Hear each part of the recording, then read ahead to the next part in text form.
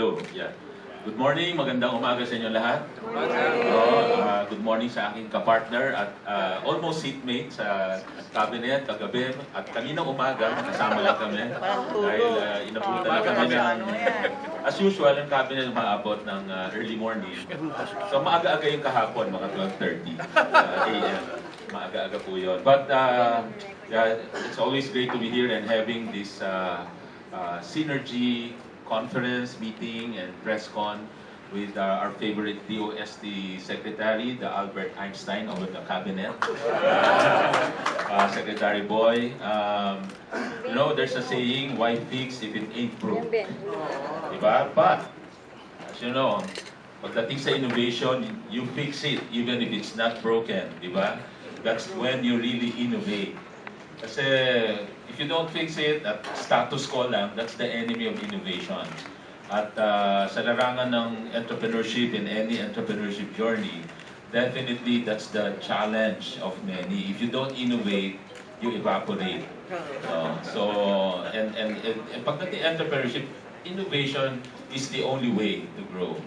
Happy that this Synergy conference has materialized. Thank you, Secmon. I think we can claim to be the first two departments in the cabinet which really put into action the call for the whole of government approach. Siguro may mga sumunod na, pero I think we were the first. Okay. I would like to thank Ariel here, Laksamana of 3M, for allowing us to use this place.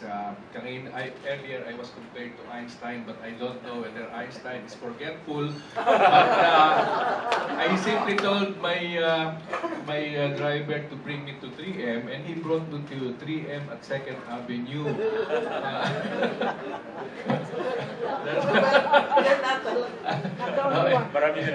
Oh, okay. Anyway, but you see, as you look around the room, notice the phrases that you see there. These are 3M phrases: science that saves, science that moves, science that cleans. Actually, if we add a little more phrases, that will already be our mantra. No? If we add science that creates, science that builds, science that provides, science that educates, that is already DOST. Point of interest, Sec Lopez, Secmon mentioned that we are seated almost close to each other in the cabinet meeting. Maybe you do not know that we have permanent seats in the cabinet meeting, and it is arranged according to the year that the department was created. Okay, so between DTI and DOST, there are three departments. Si Wanda, and Tugade. Transport. Si Mark. Okay. There are two departments between us, transportation and tourism. I think soon enough we can recruit them to synergize with us, because after all, transportation is very much a concern of both of us, and also tourism now. We can help through science and technology and through industry assistance. Outside, to my left is Secretary of Energy. Dapat ma-recruit na rin natin yun. And to his right is Secretary of Public Works.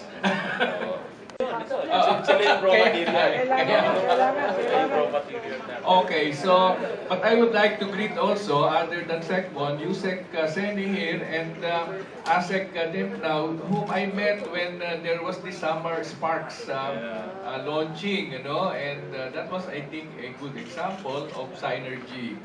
Of course, Yusek Brenda here. All the directors of all kinds. Thank you for being with us today. And of course, our guest from USA Strike, led by David Hall. Now, I spend my time reminiscing, you know, because actually, I have worked with DTI for a long time.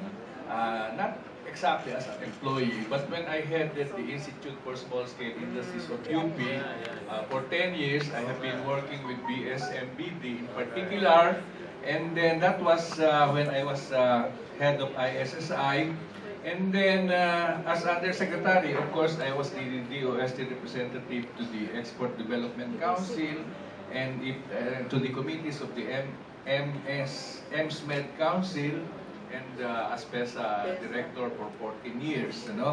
As a retiree, I was employed by the Design Center of the Philippines. By the way, very unlikely employer.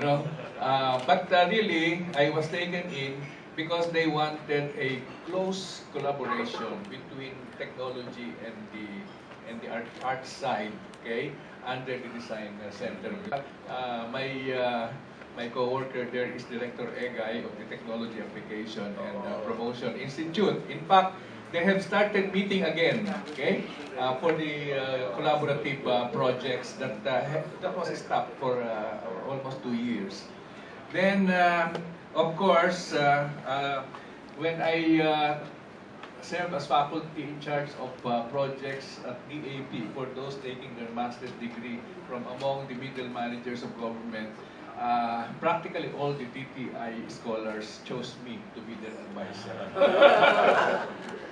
Okay, so now I'm back here, but there are still other roles that I play, and for example, I chair the advisory council on a power here. So we have the collaborative programs. The meetings that started the collaboration or the synergy started as early as June of 2017 after the DTI's negosyo fair of 2017. And so it's now parang the conclusion of those series of meetings, and from Taiwan. But I think we can replicate those equipment by doing some reverse engineering. Okay? Then the one expert was mentioned, and yung setup, just to give you a little background information, as I mentioned during the term of Secretary Poliosco as Secretary of DOST, this was between 1989 to 1991. His previous work, of course he was an industrialist, but he also served government as Undersecretary of DTI. And from Undersecretary of DTI, he was promoted to Secretary of DOST. So he insisted that DOST should work for industry. So the first program that we did was the Manufacturing Productivity Extension Program. We started work in 1990. We were going from one SME to another, offering our services, but no financing yet. At that time, it's all services. We study their operations, recommend the best method, the best setup, the best technology. It's up to them to implement. But this one has transformed. Actually, NPEX is still ongoing. Meaning to say, actually, we refrain from calling it a loan because unlike DTI, which probably has a mandate to provide loans, DOST has no mandate to give loans because we are not a GFI. So we actually help them procure the needed hardware or software using DOST funds, but the title to the equipment or whatever was procured remains with DOST. And after 1 year, they start paying by installment over a period of 3 years. After the 3-year payment has been completed, that's the time we transfer the title of the equipment. Okay? There are very few cases that we pull out the equipment because of non-payment. Okay? I think almost 90% are being able to complete the payment.